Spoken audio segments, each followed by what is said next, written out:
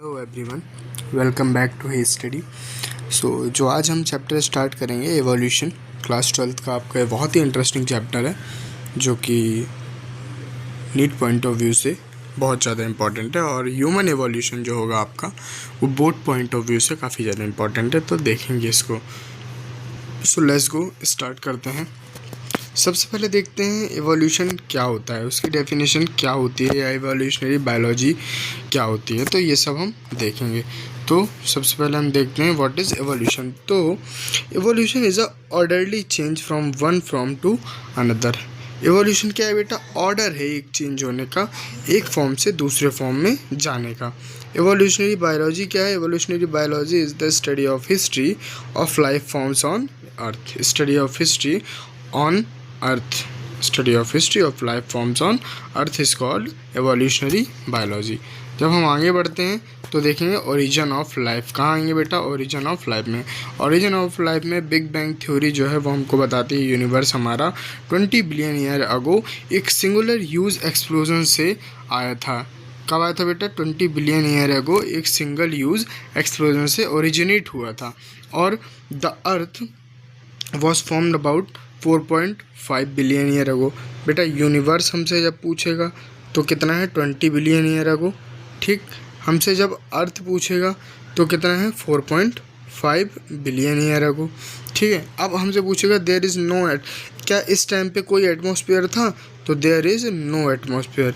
वही अगला पॉइंट है, there was no atmosphere on early earth. Water vapour CH4 CO2 NH3 released from molten mass covered from the surface, molten mass covered from the surface। और अगला क्या है बेटा? The UV rays from the sun broke up water into H2 and O2. Oxygen combined with NH3 CH4 to form water CO2 etc. to form water CO2 etc. अगला दिया हुआ है बेटा हमें कि the ozone layer was formed। Ozone layer form हो चुकी थी। as it cooled, जब वो कूल्ड हुई तो water vapour fell into rain as from the ocean. तो वाटर वेपर बन के रेन फॉर्म में ओशन पे आई। Life appeared almost 4 billion year ago. 4 billion year ago के दौरान एक लाइफ अपेयर हुई। क्या अपेयर हुई बेटा?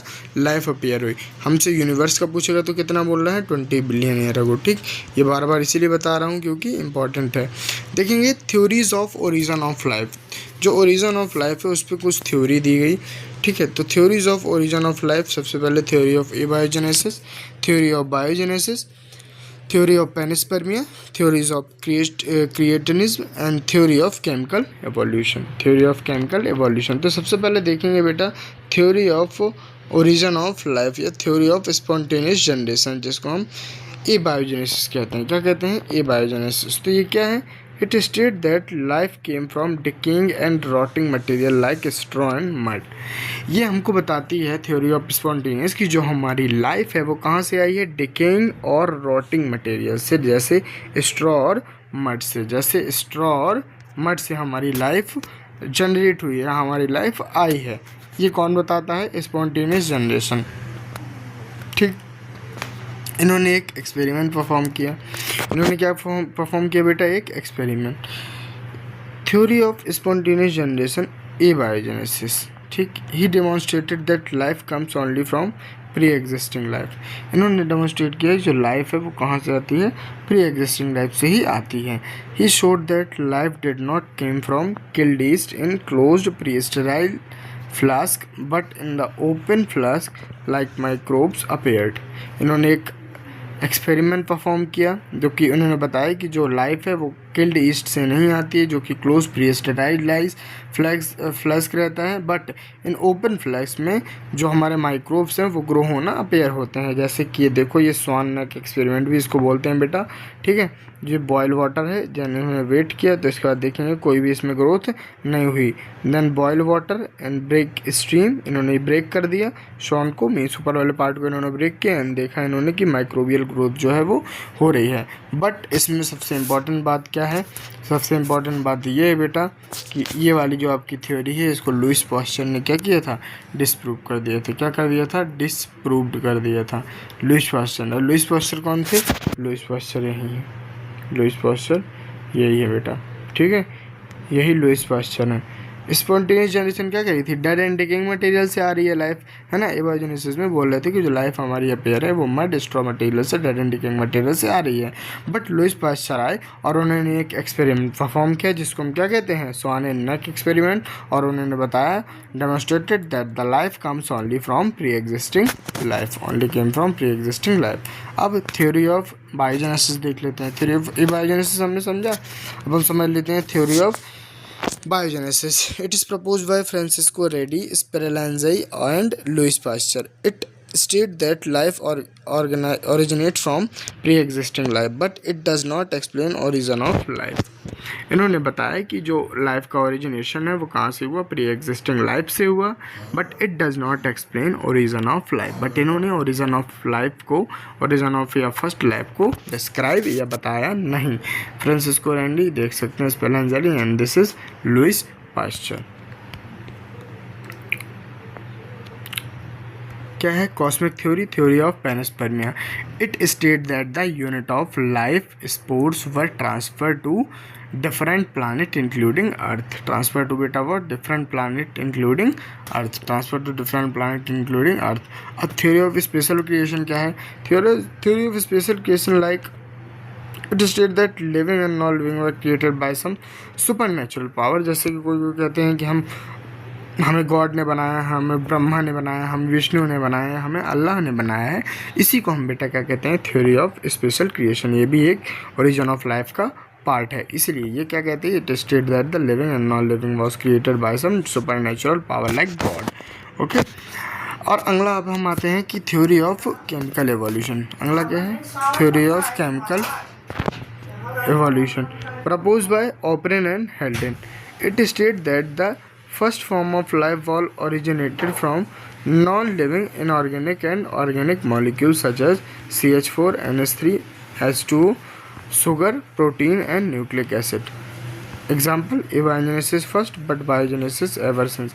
abiogenesis तो हुआ बट उससे पहले क्या था, बायोजेनेसिस था। ठीक, इस किसने प्रपोज किया था, ओपरेन और हेल्डेन ने प्रपोज किया था। इन्होंने क्या बताया कि फर्स्ट फॉर्म ऑफ लाइफ वो है वो कहाँ से आई है, नॉन लिविंग इनऑर्गेनिक और ऑर्गेनिक मॉलिक्यूल में सीन हुई थी। ठीक है, CH4, NH3, H2O, sugar, protein, nucleic acid उन्होंने बताया था। ये हेल्डेन है, ये ओपरेन। ठीक, आगे जब हम बढ़ेंगे तो क्या आता है बेटा, theory of chemical evolution. Theory of chemical evolution, इसमें क्या है, थ्योरी ऑफ केमिकल एवोल्यूशन में यूरी मिलर एक्सपेरिमेंट इंपॉर्टेंट है। यूरी मिलर एक्सपेरिमेंट क्या है, ये Yuri and Miller experiment. Harold Yuri and Stanley Miller experimentally proved theory of chemical evolution. They created Harold Urey and Stanley Miller experimentally proved theory of chemical evolution. They created a financial like that of primitive earth, high temperature volcanic storm reducing atmosphere with CH4, NH3, H2O and H2 etc. ठीक है, ये किन्होंने बताया बेटा, Yuri and Miller experiment में, Yuri and Miller experiment है। अब theory अब chemical evolution में ही क्या आता है बेटा, यूरी एंड जो मिलर एक्सपेरिमेंट के उसके सम पॉइंट्स और हैं, उसको समझ लेते हैं। ये जो आपका डायग्राम है ये प्रॉपर तरीके से NCERT में दिया गया है, किस तरीके से उन दोनों ने परफॉर्म किया है, कि इंस्ट्रूमेंट को लेके वही बताया गया है। तो they made electric discharge in a close flask containing. इन्होंने एक इलेक्ट्रिक चार्ज, जो इलेक्ट्रिक डिस्चार्ज होता है बेटा क्लोज फॉर्म में कंटेन होता है क्या क्या, CH4, NH3, H2 and water vapour. कितने degree, 800 degree Celsius. As rate some amino acid are form. इसके दौरान क्या हुआ, कुछ अमीनो एसिड बने। In similar experiment other observe formation of sugar, nitrogen, bases pigment and fats, bases pigments and fats. अब अगला आता है theories of origin of life. अगला आता है बेटा theories of origin of life. Theories of origin of life क्या है समझेंगे। First non cellular form of life originate 3 billion year अगो। कुछ 2-3 चीज़ें आपको याद रखनी है। सबसे पहला यूनिवर्स, अर्थ, और पहली लाइफ का अपीयर हुई। यूनिवर्स का क्या बोलेंगे 20 ईयर अगो, अर्थ का क्या बोलेंगे 4 बिलियन ईयर अगो। ठीक है, एंड फर्स्ट लाइफ बेटा 4.5 billion year ago. And 3 billion year अगो क्या हुआ, कि non cellular life from originate. They were self replicating metabolic capsule containing micromolecule like RNA, protein, polysaccharide जैसे माइक्रोमोलिक्यूल कंटेन कर रहे थे और उनको सेल्फ रेप्लिकेट मेटाबॉलिक कैप्सूल में बदल रहे थे। ठीक है, सेल्फ मेटाबॉलिक कैप्सूल में बेटा बदल रहे थे। अब एविडेंसेस क्या हैं एवोल्यूशन की? जैसे हम बोलते हैं ना, कोई भी चीज़ करें या कोई थ्योरी हम दें तो उसको हम एक्सपेरिमेंट या उसको हम पूरी तरीके से देखते हैं, जानते हैं। या जो उन्होंने थ्योरी दी या जो उन्होंने रिसर्च में डिस्कवरी की उसका हम एक्सपेरिमेंटली देखते हैं ये क्या हो रहा है क्या नहीं हो रहा है। इसी तरीके के बेटा एविडेंसेस क्या क्या हैं एवोल्यूशन के। सो एविडेंसेस ऑफ एवोल्यूशन में आते हैं हमारे मेन टू मेन आते हैं हमारे बेटा कितने पॉइंट? 6 पॉइंट। कितने पॉइंट? 6 पॉइंट। इन्हीं 6 पॉइंट में सबसे पहला है palaeontological evidence, morphological and anatomical evidence, biographical evidences जिसको हम एडाप्टिव रेडिएशन कहते हैं, biochemical evidence, embryological evidence and evidence for evolution by natural selection. Evolution by natural selection. ठीक है, आगे जब बढ़ेंगे तो देखते हैं हम सबसे पहले पैलेंटोलॉजिकल एविडेंसेस। पैलेंटोलॉजिकल एक्सपेरिमेंट में क्या होता है बेटा कि पैलेंटोलॉजी क्या होती है? सबसे पहले पैलेंटोलॉजी होती है स्टडी ऑफ फॉसिल। क्या होती है? Study of fossil. और fossil are a remnant of life forms found in rocks. जो फॉसिल होते हैं वो रेमिनेंट हुए बचे हुए पार्ट्स होते हैं लाइफ फॉर्म्स के, जो कि कहाँ पाए जाते हैं? अर्थ क्रस्ट में या रॉक्स में पाए जाते हैं। Fossil are written document of evolution. Fossil क्या है? रिटन डॉक्यूमेंट किसकी? एवोल्यूशन की। जैसे ये देखो, ये देखो, ये देखो, ये देखो, ये क्या है? फॉसिल्स हैं किसके? Remnant of life, remnant of fishes, remnant of plant, remnant of dinosaur और सम काइंड ऑफ एनिमल। ठीक है, इनके। इसी तरीके से क्या है? To study of phylogeny, to study of what बेटा? फाइलोजेनी, एवोल्यूशनरी हिस्ट्री और रेस हिस्ट्री, हॉर्स एवोल्यूशन। क्या होता है बेटा? Horse evolution. अगला है to study phylogeny, evolutionary history, to race history, horse evolution, to study of connection link between two groups and organism is known as what? या example में क्या आएगा? आर्क्योप्टेरिक्स। क्या आएगा बेटा? आर्क्योप्टेरिक्स। सिग्निफिकेंस ऑफ फॉसिल है, क्या है? Significance of fossil. Connecting link between reptile and birds के जो कनेक्टिंग लिंक है वो हमें कौन बताता है? आर्क्योप्टेरिक्स बताता है। कौन बताता है? आर्क्योप्टेरिक्स। अगला आता है, अगला किस में आता है बेटा? अगला आ जाता है हमारा to study of phylogeny, evolutionary history और रेस हिस्ट्री, एग्जाम्पल हॉर्स। ठीक, अगला देन इसके बाद समझा हमने connecting link between two groups organism, क्या है? Archaeopteryx. And study about extinct animal, जिसमें क्या आते हैं? डायनासोर। जिसमें क्या जाते हैं बेटा? Dinosaur. Next, to study about geological period by analysing fossils in sedimentary rocks layer, to study showed that the life forms varied over time and certain life forms are restricted to certain geological time span, restricted to certain geological time span. इसमें क्या है? अब इसमें 3 type के period दिए हुए हैं। एक तो दिया हुआ है आपको पैलेजोइक, मीजोजोइक एंड सीनोजोइक। अब 3 टाइप के जो आपके पीरियड हैं बेटा उनमें दिया हुआ है डिफरेंट जैसे परमियन, पेनिसिलियम, मेसिलियम, डेविडियम, सिल्वियम, कार्बोनियम, कैम्ब्रियम। ठीक है, प्रोटोजोइक, एनार्कियम इसी में है सब। ठीक, अब मीजोजोइक में ट्राइसिक, जुरासिक एंड क्रिटेशियस ऐसे ही। सीनोजोइक में क्या दिया हुआ है? पैलेजोइक, इजियोइक, कोलियोजोइक, प्यूजोइक, फिलियोजोइक, फ्लीजोजोइक एंड होलीजोइक। इस टाइप से बेटा अलग अलग टाइप के अलग अलग प्रकार के एक्सटेंशन, जाइजेंटिक एक्सटेंशन या बिग बैंग एक्सटेंशन इस तरीके से हमको दिया हुआ है या बताया हुआ है जियोलॉजिकल पीरियड्स में।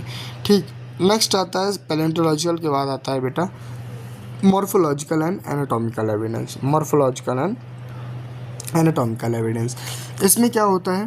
Comparative anatomy and morphology. Comparative anatomy and morphology showed that different forms of animal have some common structural feature. This can be explained as follows. कैसे एक्सप्लेन करते हैं? follow जैसे homologous organs and homology, analogous organs and analogy. ये homologous होते हैं, ये analogous होते हैं। ठीक है, आगे इसको समझेंगे कि क्या होता है। अच्छा, सबसे पहले देखो होमोलोगस ऑर्गन्स जो होते हैं वो कौन से होते हैं? जो आपके होमोलोगस ऑर्गन्स होते हैं बेटा, होमोलोगस या होमोलोगस ऑर्गन्स जो होते हैं, होमोलॉगी जिसको कहते हैं, वो क्या है? The organs having fundamental similarity in structure but origin have different function. ऐसे ऑर्गन्स जो फंडामेंटल सिमिलरिटी रखते हैं स्ट्रक्चर में, बट उनका ओरिजिन और डिफरेंट फंक्शन रहता है। दिस फेनोमेना, इसी फेनोमेना को हम क्या कहते हैं? होमोलॉगी। क्या कहते हैं? होमोलॉगी। जैसे ये हैंड, रेडियस हलना, रेडियस हलना, रेडियस हलना पैर के, रेडियस हलना ऊपर नीचे के, इसी को हम क्या कहेंगे बेटा? Homologous organ. नेक्स्ट हमारा आता है एग्जाम्पल ह्यूमन हैंड। एग्जाम्पल में क्या आ जाएगा? ह्यूमन हैंड आ जाएगा। देखेंगे एग्जाम्पल में human hand, well flippers, bat wings and चीता foot. These forelimbs have different function but similar anatomical structure such as bones, humerus, radius, ulna, carpal, metacarpal, phalanges. Homology is also seen in heart, brain, etc. इसी तरीके की homology किसमें देखी गई है बेटा? Heart में और ब्रेन में। किसमें? हार्ट में एंड ब्रेन में। नेक्स्ट आता है आपका homology in plants, thorn and tendrils, bougainvillea and cucurbita. Homology in plants में देखें तो थ्रोन एंड टेंड्रस है आपके, तो क्या है बेटा? Bougainvillea and Cucurbita. ये जैसे कुकुरबिटा एंड बोगनविला, ये इनके एग्जांपल्स दिए हुए हैं। This is Cucurbita, this is bougainvillea. अब इसी तरीके से इसका अलग जो नेक्स्ट पॉइंट है क्या है बेटा? कि origin of homologous organs is due to divergent evolution. कौन सा एवोल्यूशन होमोलॉगस में होता है? तो होमोलॉगस में होता है डाइवर्जेंट एवोल्यूशन। याद रखेंगे, divergent evolution is the evolution by which related species become less similar to survive and adapt in different environmental condition. ठीक है, नेक्स्ट आते हैं एनालॉगस ऑर्गन्स। और एनालॉगी में क्या है? Analogous organs, the organs having similar function but different structure and origin. Organs having similar function but different structure and origin. This phenomena is called analogy. इसी phenomena को हम क्या कहते हैं बेटा? Analogy कहते हैं। क्या कहते हैं? Analogy। जैसे देख सकते हो पेंगुइन एंड जो डॉल्फिन है उसके जो माउथ पार्ट है आप देखो लगभग इन दोनों का सेम है, तो ये क्या हो जाएंगे? स्ट्रक्चर अलग अलग है लेकिन फंक्शन दोनों का क्या है? सेम है। इसको हम क्या कहते हैं? एनालॉगी। दूसरा एग्जाम्पल में इसके क्या है बेटा? एग्जाम्पल में तो आ जाएगा आपके यहाँ पे सिंपल सा एग्जाम्पल आ जाएगा क्या? कि wings of insect form of thin flap and chitin and wings of birds modified four limbs, जो आपके दिए हुए हैं। ठीक है, एग्जाम्पल में और आ जाएगा eyes of octopus, retina from skin, mammals, retina from the embryonic brain. Analogous में दूसरा आ जाएगा flippers of penguins and dolphin. जो फ्लिपर्स हैं दोनों की वो देखो एनालॉगस फंक्शन है। ऐसे यही चीज़ यहाँ पे दिखाने की कोशिश की जाती है। एक तो फ्लिपर और दूसरा क्या है बेटा? ये फ्लिपर हो गए, दूसरा ये माउथ पार्ट देखो लगभग सेम दिख रहा है। ठीक है, ये हो गया। देन एग्जाम्पल इसका प्लांट में क्या है? Sweet potato modified root, potato modified stem, ये इसका प्लांट में एग्जाम्पल हो जाएगा। दूसरा trachea of insect from ectoderm, lungs of vertebrate from endoderm. ठीक, नेक्स्ट है origin of analogue organs due to convergent. वो कैसा था? होमोलॉगस कैसा था बेटा? डाइवर्जेंट। एनालॉगस कैसा है बेटा? कन्वर्जेंट। याद रखेंगे। ठीक, convergent evolution is the evolution by which unrelated species become more similar to survive and adapt what beta? Similar environmental condition। ठीक है, यहीं पे आ जाता है हमारा एग्जाम्पल ऑफ कन्वर्जेंट एवोल्यूशन में, जिसको हम क्या कहते हैं? Fish, land reptile, land mammal are unrelated but they are involve more in similar form. जैसे फिश, शार्क को देख लो, लैंड रेप्टाइल्स, इक्थियोसॉरस को देख लो, लैंड मैमल, सीनस, फिश। ठीक, आगे बढ़ते हैं, आते हैं थर्ड टाइप ऑफ एविडेंसेस में, जिसको हम क्या कहेंगे? Biochemical evidence. क्या कहेंगे बेटा? Biochemical evidence. Organism show similarities in protein, genes, other biomolecule and metabolism. It is indicate common ancestry. किसको इंडिकेट करता है? कॉमन एंसेस्ट्री को। DNA, RNA, protein. बेटा डीएनए से आरएनए जब जाते हैं उसको क्या कहते हैं? ट्रांसक्रिप्शन। जब आरएनए से प्रोटीन जाते हैं तो ट्रांसलेशन। एंड जब डीएनए से डीएनए होता है तो क्या कहते हैं? रेप्लिकेशन। आरएनए से प्रोटीन जा रहा होता है तो क्या कहते हैं? ट्रांसलेशन। एंड डीएनए से आरएनए आ रहा होता है तो क्या कहते हैं? ट्रांसक्रिप्शन। ठीक, पढ़ लेते हैं। Adaptive radiation. Evolution by adaptive radiation is the evolution of different species in geographical area from starting. Example Darwin finches and Galapagos island में क्या देखा बेटा डार्विन ने कि वहाँ बर्ड्स की जो फिंचेज हैं वो लगभग सेम दिख रही हैं, ये लगभग एक दूसरे से मैचिंग खा रही हैं, जिनको उन्होंने क्या नाम दे दिया, Darwin finches and Galapagos island, जिसकी किसका एग्जाम्पल बन गई हैं आपके, ये एग्जाम्पल आपका बन जाती हैं बेटा, ये एग्जाम्पल आपकी किसका बन जाती हैं, ये एग्जाम्पल आपके बन जाती हैं एडप्टिव रेडिएशन का, जिसको हमने क्या कहा, evolution by adaptation is the evolution of different species in geographical area starting from point.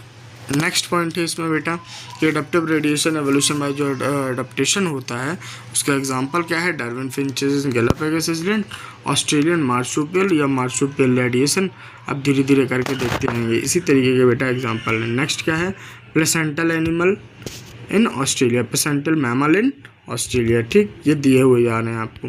इसी तरीके के बेटा ये क्या हो जाता है, यहाँ पे हमारे बायोजेनेटिकल जो बायोजेनेसिस रहते हैं एविडेंसेस वो आ जाते हैं। अब ये देखो, when more than one adaptive radiation is appeared on isolated geographical area it result to convergent evolution.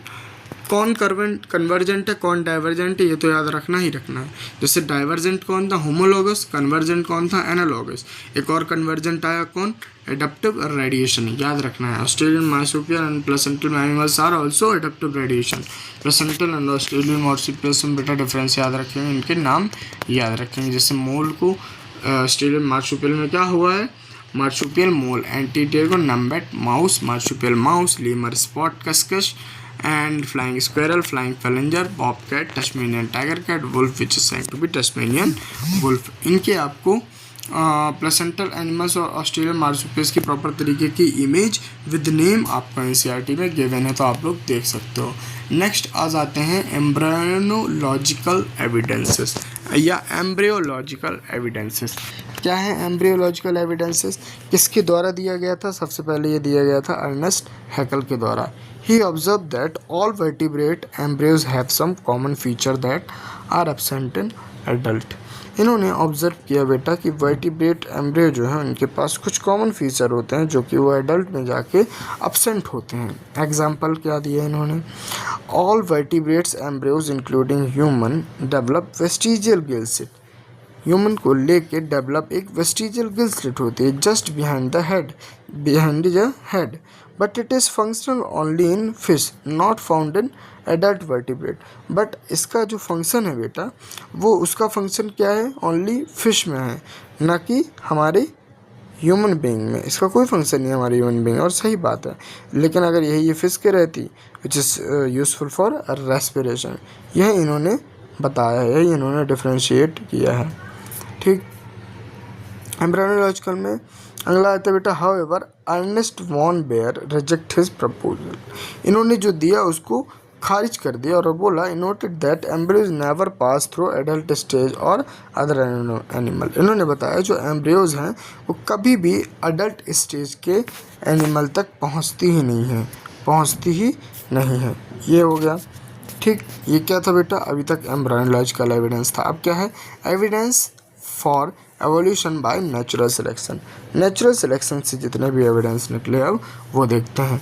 Natural selection क्या है बेटा, natural selection is the process of by which organism are best suited for their environment and survive to reproduce and survive and reproduce. Some examples are natural selection के क्या, industrial melanism, development of resistant varieties and organism against herbicide, pesticide and antibiotic of drugs.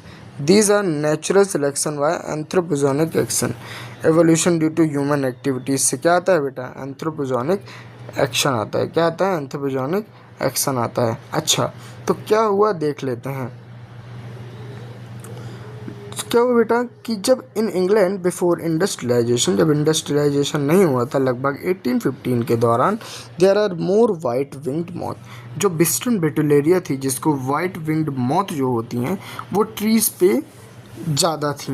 White wing moth, ध्यान देना, dark wing नहीं, white wing moth. किससे? Dark winged और melanised moth Biston carbonaria से ज़्यादा थी। कौन?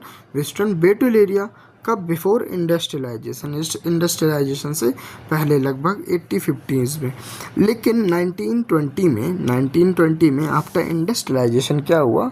जो डार्क विंग्ड थी वो ज़्यादा हो गई as compare to winged moth.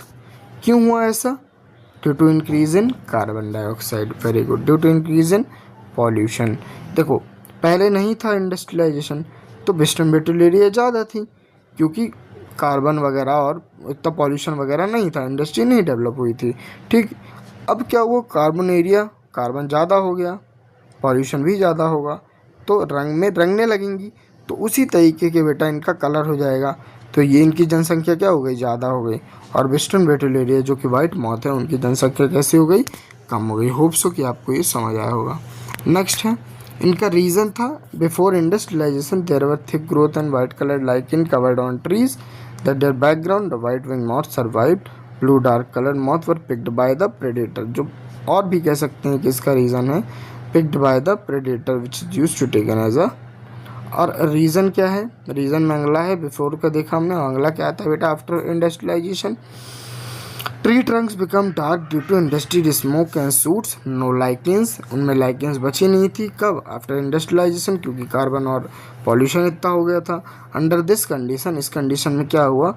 White wing moth survive नहीं कर पा रही थी। प्रेडेटर उनको जल्दी से आइडेंटिफाई कर पा रहा था। जो चिड़िया थी वाइट विंग को ज़्यादा जान रही थी एज़ कम्पेयर टू कार्बोनेरिया को, डार्क मॉथ को। ठीक है, इसलिए क्या हो रहा था? Dark moth become survive because of suitable dark background. जब डार्क बैकग्राउंड था तो डार्क विंग के लिए हेल्पफुल था, और प्रेडेटर उनको जल्दी से आइडेंटिफाई नहीं कर पा रहा था, इसीलिए बेटा इसका रीज़न था। ठीक है, बिफोर एंड आफ्टर दोनों के मैंने रीज़न आपको इंडस्ट्रियलाइजेशन में बता दिए। ठीक है, दोनों के आपको बिफोर एंड आफ्टर में इंडस्ट्रियलाइजेशन के रीज़न आपको पता चल चुके हैं यहाँ पे।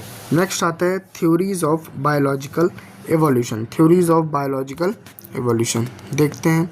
थ्योरीज ऑफ बायोलॉजिकल एवोल्यूशन में आता है बेटा, सबसे पहला आता है हमारा थ्योरी ऑफ लैमार्क या लैमार्किज्म, और theory of inheritance of acquired character. Theory of inheritance of acquired character. Darwinian theory या डार्विनिज्म और theory of natural selection. And next है mutation theory of de Vries. Mutation theory of de Vries. ठीक, एक एक करके सबको समझते हैं। सबसे पहले आते हैं थ्योरी ऑफ एवोल्यूशन में। थ्योरी ऑफ एवोल्यूशन में आते हैं बेटा, थ्योरी ऑफ एवोल्यूशन में हम आएंगे किसमें? लैमार्किज्म में। किस में आएंगे बेटा? लैमार्किज्म में। तो लैमार्किज्म में क्या हो रहा होता है समझते हैं। Theory of Lamarck, theory of inheritance of acquired character, it is proposed by Lamarck. किसने प्रपोज की थी? लैमार्क ने प्रपोज की थी। It state that evolution of life forms occurred by inheritance of acquired character. इन्होंने बताया जो लाइफ फॉर्म्स है वो अकर्ड होती है इनहेरिटेंस एक्वायर्ड कैरेक्टर से। कैसे बेटा? इनहेरिटेंस ऑफ एक्वायर्ड कैरेक्टर से। और इन्होंने बताया कि acquired character are develop by use and disuse of organ. जो एक्वायर्ड कैरेक्टर हैं वो डेवलप किए जाते हैं use and disuse of organ से।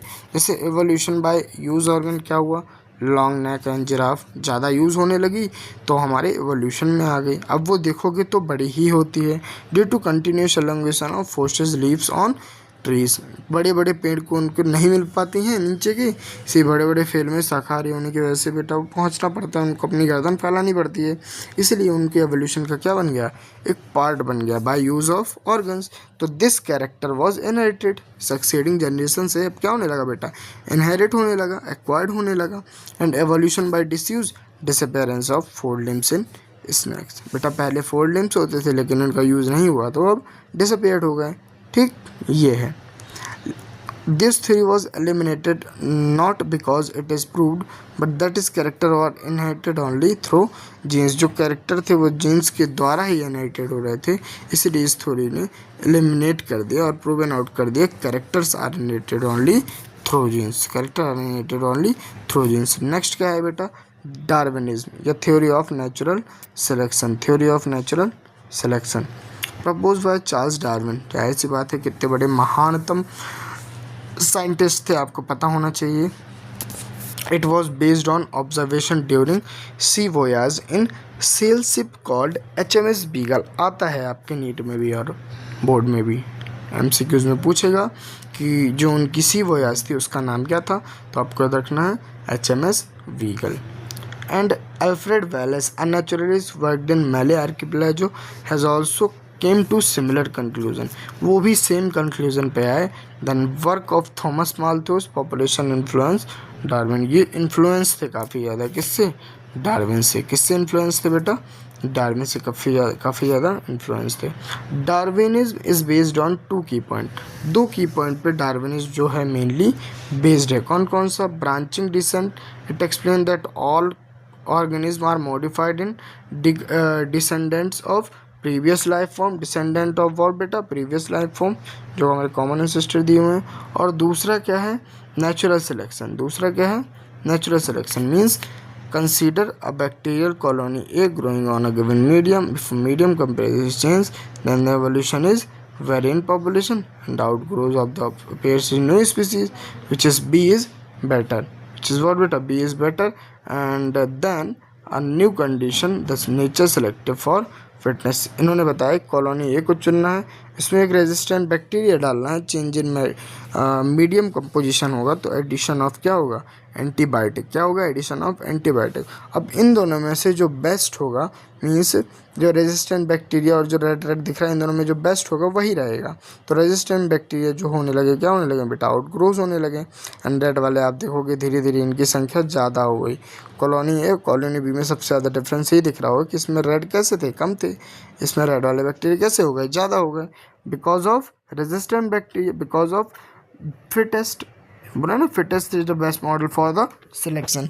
इसी तरीके को उन्होंने बोला है कि अंडर न्यू कंडीशन दस नेचर सिलेक्ट्स फॉर फिटनेस. ठीक है, survivor is the best fittest, ये कहा भी गया है.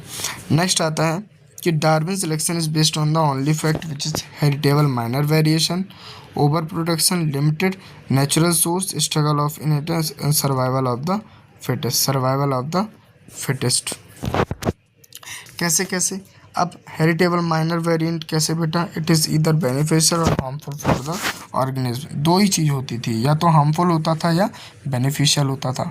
ओवर प्रोडक्शन में क्या होता था, ओ population size grows eventually due to maximum production.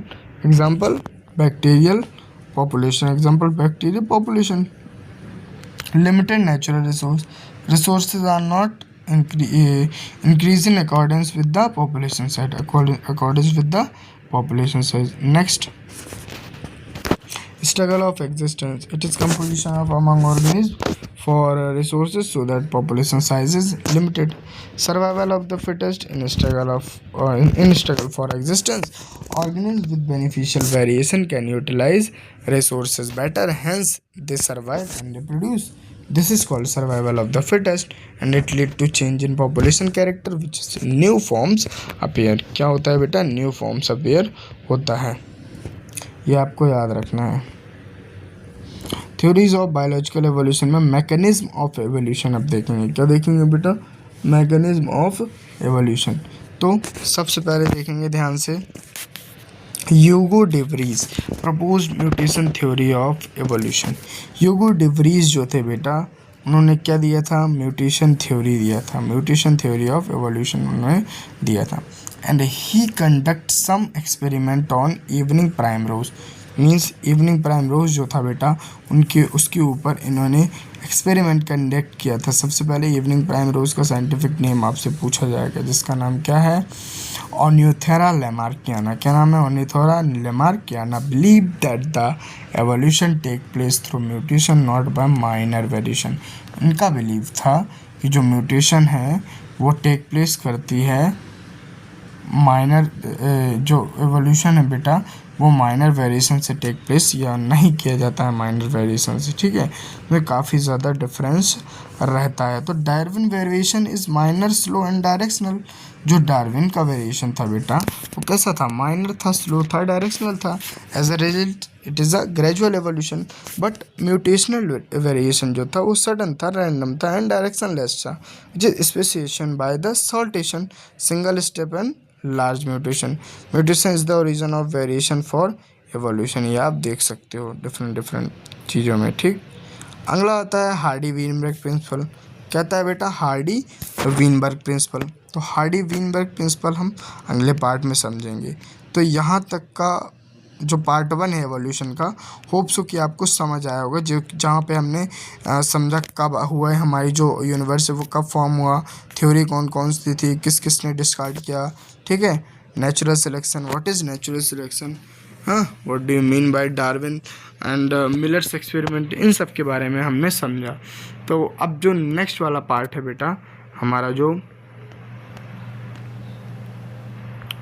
जो पार्ट 2 है, उसमें हम समझेंगे हार्डी वीनबर्ग प्रिंसिपल, ठीक है। इसी तरीके से 2 पार्ट में हमारा चैप्टर ये कंप्लीट होगा, ठीक।